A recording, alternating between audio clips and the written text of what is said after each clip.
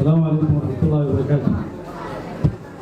الحمد لله الذي أذهب عنا الحزن، الحمد لله الذي بنعمته تتم الصالحات، والصلاة والسلام على رسول الله أجمعين، على رسول الله وصحابته الكرام أجمعين. markoowaad waxaan tacsiyeynayaa dadkii shalay meeshaan dhibaatada ku soo gaartay ay argagixisadu ku beegsadeen.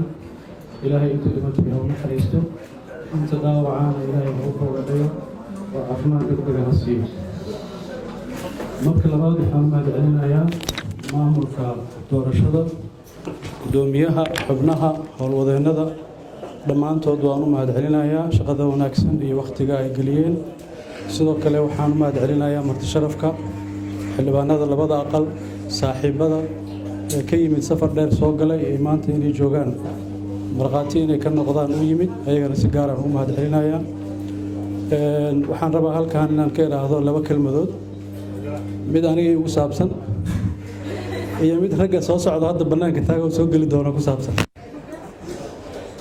doorashooyinkii dalka ka dhacay kulleyda inta aniga garaadkayga soo gaari karta waa doorashadii carto iyo wixii ka dambeeyey. tii carto un baanan joogin, inta kale waa dhex taagnaa, hadba sidaan ku dhex taagnaaba, laakiin mar aniga lii codaynaya tana ay ugu horreysa. marka tan waxaan ka arkaan rabaa inaan u sheego qolooyin kaloo soo socda.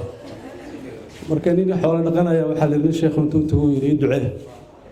marka uu duceeyey wuxuu yidhi xoolaha kuu barakoobi doona, abaartu waa ka baxaysaa. marka ninkii intuusan abaarta ka bixin baa calool xanuun badanaa ku dhacay, aad buu u shumay. shubankii kabacdi baa xoolihii u barakoobeen. marka nin baa u yimid oo wuxuu yidhi nin sheekhan ka ducaystaan rabaaye sheekh hebel baan u socdaa, warkaas shubanaa ka horreeya ha u tegin.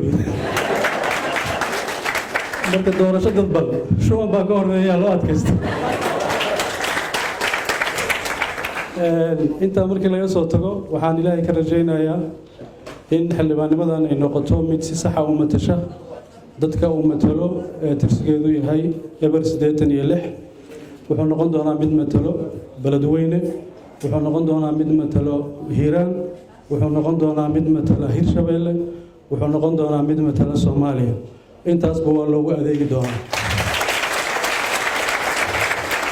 walaashay khadiijo maxamed diiri ayaa taagan halkan.